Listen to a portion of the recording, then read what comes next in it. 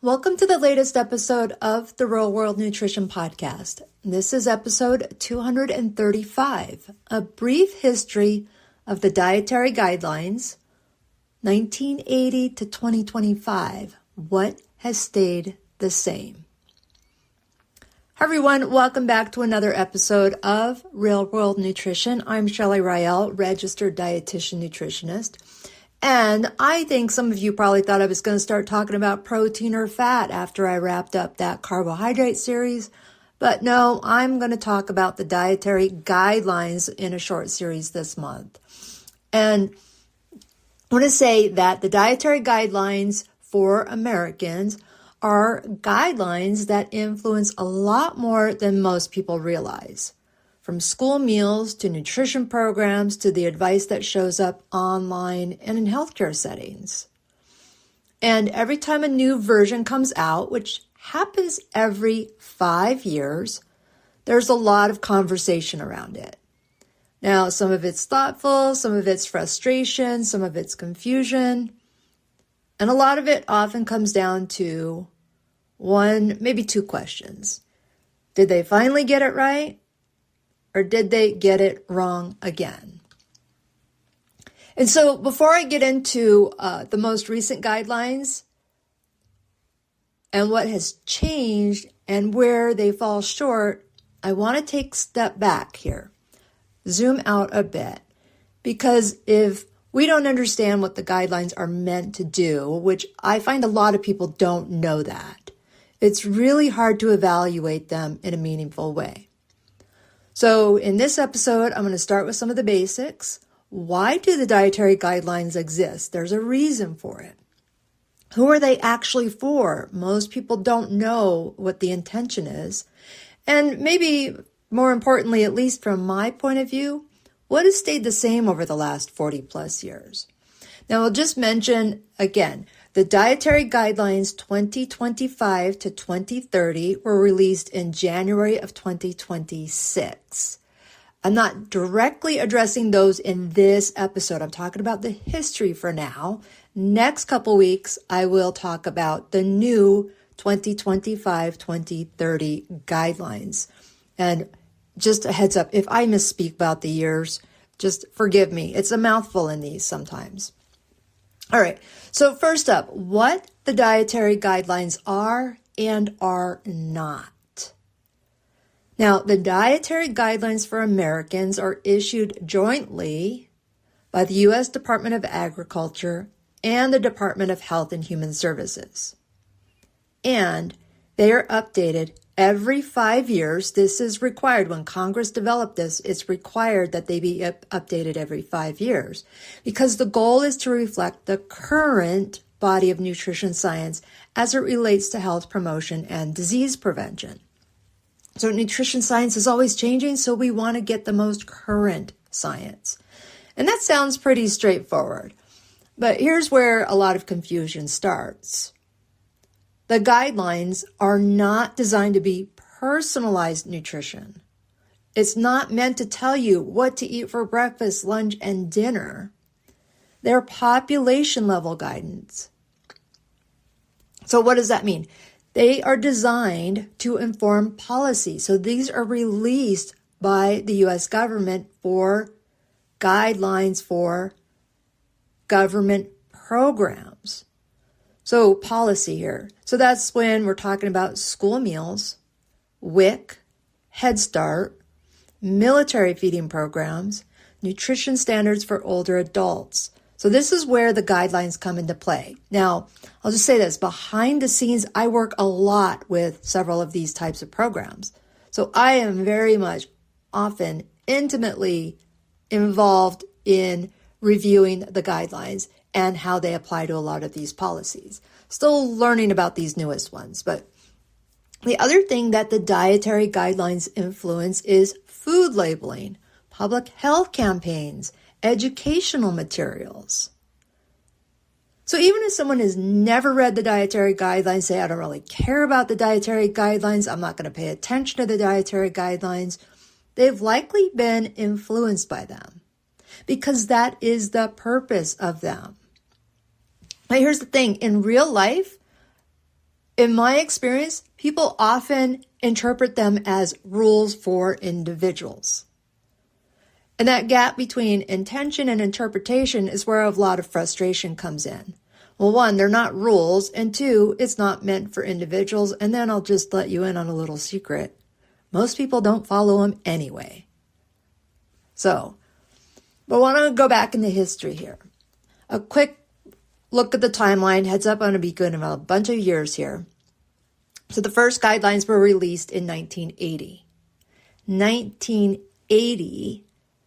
Now, if you were alive back then, think of how old you were, what you were doing, and just 1980. And since then, as I've said, they've been updated every 5 years. So if we look at the timeline, we have the ones that were released, the first edition in 1980, 1985, 1990, 1995, 2000, 2005, 2010, and then we started referring to them as 2015 to 2020, 2020 to 2025, and then, as I said, the most recent ones, 2025 to 2030. So they're released every 5 years. Some years they've come out in late December when they're released. Some years, like the most recent ones, came out in January of 2026, despite them being the ones that were supposed to release in 2025. Sometimes that happens. I don't recall a time in my career that they've come out early in the year they were supposed to be released. Not as important, just mentioning that. Now, each time they're released, there's a very similar pattern.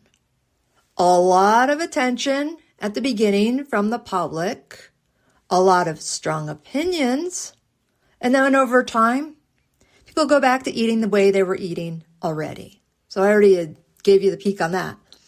So people go back to the way they were eating. So that alone is worth keeping in mind, that when people say the guidelines are responsible for everything that has gone wrong with nutrition, most people aren't actively following them. So how is that possible? And then I want to go back just a minute here, probably a couple of minutes. Again, I said, think back to 1980. And a lot of people said, well, the Dietary Guidelines were released in 1980, and look what's happened then. Obesity rates have risen and all these problems. That's not the only thing that happened since 1980. That's why I said, think of what you were doing in 1980. I was outside playing, had a television that just had a handful of channels. Just things changed. We didn't have a computer at home. We didn't have cable television at home, at least in my house. Society changed. So since 1980, more technology, home computers, sedentary lifestyles, game consoles. I mean, anybody who remembers Atari and Pong, that was just, it's hilarious now. But how much has changed? Going to the library, going out to play, doing things outside the home rather than sitting the whole time. So it's not one thing, not the guidelines, that's for sure. Because again, people aren't following them. So I want to cover, in these 40 years, what has stayed the same. And this is the part that often gets overlooked, because there's a strong perception that a nutrition advice is always changing. But really, when you look at the guidelines over time, several core messages have stayed remarkably consistent. So first up, limiting saturated fat. From the very beginning, there's been a focus on limiting saturated fat. Now, the language has changed and the specific recommendations have shifted, but the general idea has been there since 1980. Early guidelines did emphasize avoiding too much fat, as in too much total fat, along with saturated fat and dietary cholesterol. And I'll get to that one here in a bit. Later versions did refine the message about saturated fat, but that core concept has remained. The next up, reducing added sugars. So even before we had the term added sugars or used it in day-to-day life, there was a consistent message to limit sugar intake. Yes, as far back as the 1980 edition. Early versions focused on sugar in the context of dental health and excess calories. Later versions connected it more clearly to overall dietary patterns and health outcomes. And then by the time we had the 2015 to 2020 guidelines, so 10 years ago, there was a defined limit for added sugars, and that has continued. And I want to say that because this is not something that's new this year or the most recent addition. Another thing that has always been there is emphasizing fruits, vegetables, and grains. Every edition of the guidelines has emphasized plant-based foods. Fruits, vegetables, and grains have been a central part of the message from the beginning. Over time, there's been more emphasis on whole grains, variety, and nutrient density, but the foundation has not changed. And I just tell people all the time, I have never told anybody they're getting too many fruits and vegetables. Fourth thing that has been consistent, balancing calories and physical activity. So energy balance has always been part of the conversation. Earlier versions did use phrases like maintaining ideal weight or desirable weight. And the most recent versions use different language, but the concept is the same. Balance what you eat with how you move. Now, I want to address that early focus on fat and cholesterol a bit more. And that's one area that has evolved probably most noticeably is how fat and cholesterol were discussed in the guidelines. So as I said, in the early guidelines, there was strong emphasis on reducing total fat and dietary cholesterol to lower heart disease risk. And that reflected the science at the time. And that early messaging stuck. Even now, even this week, I saw somebody talk about a concern about eggs it was eggs, and they should only have 3 a week because of the cholesterol. And people still, to this day, are worried about eggs or talk about shrimp because they're high in cholesterol. And this is a great example of how early messaging can really have long-lasting impact, even as the science evolves. Really highlights misinformation, or as this one was, misunderstanding or not enough research, travels so much faster. But yet still people don't get the message fruits and vegetables are important and they're not getting enough. So I want to talk about why the messages can get complicated. Because one of the biggest challenges with the dietary guidelines isn't the science itself. It's how the science gets communicated. So nutrition science is complex, and it's looking at populations. Are there animal studies, human studies? How big is it? How good is it? All kinds of situations related to nutrition science. But when all of that is distilled by a committee that's behind the scenes doing this, the public messaging needs to be simplified. Because, the public doesn't want to hear about all the science. So instead of the messaging explaining nuance, we end up with messages like avoid fat or cut sugar because it's easier to communicate. The little details get lost because we want those simple messages. And then they also get interpreted as strict rules. So avoid fat is like, oh my gosh, I should not have fat. And now people are just really going on about that and how it got screwed over because fat was the problem. But that's another topic here. But over time, that's led to confusion. Because when guidelines are updated, people feel like the message has completely changed, when in reality, it really was just refinement based on new information and understanding of new information as it relates to human nutrition, not a reversal. So why it feels like it keeps changing. So as I said, science evolves. Science evolves. We get better research methods. We have more long-term data. We understand more about how different factors interact. So recommendations get adjusted as they should, and that is how science is supposed to work. The challenge is that those adjustments can feel like an abrupt change when they finally make it into policy and public messaging.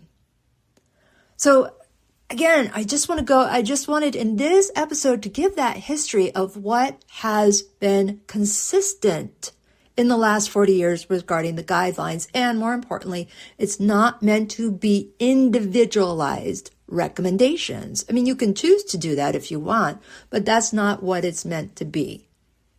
So when we look at the guidelines over time, what stands out is not how much they changed, but how much has stayed the same. And at the same time, the way those messages are communicated and interpreted has created a lot of confusion. So in the next episode, and I was going to do this in a single episode, but I figured I'd break it up a little bit. I'm going to look more closely at what has actually changed over time, what has shifted. So I touched on the fat and cholesterol, but talk about why those changes happened and what that tells us more, talking more about how nutrition science evolves.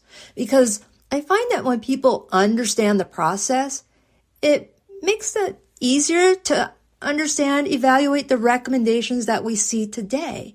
And people have very, very strong ideas about this. But then once they understand behind the scenes, the history of it, what early recommendations said, and the admission of what wasn't quite right helps a lot. Okay, so like I said, for next week's episode, I'm going to talk about what has actually changed over time.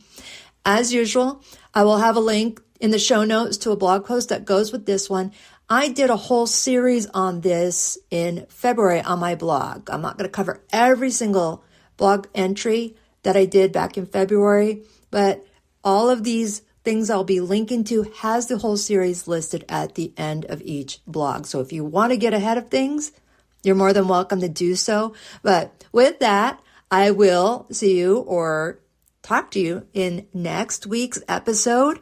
And you take care. Bye for now.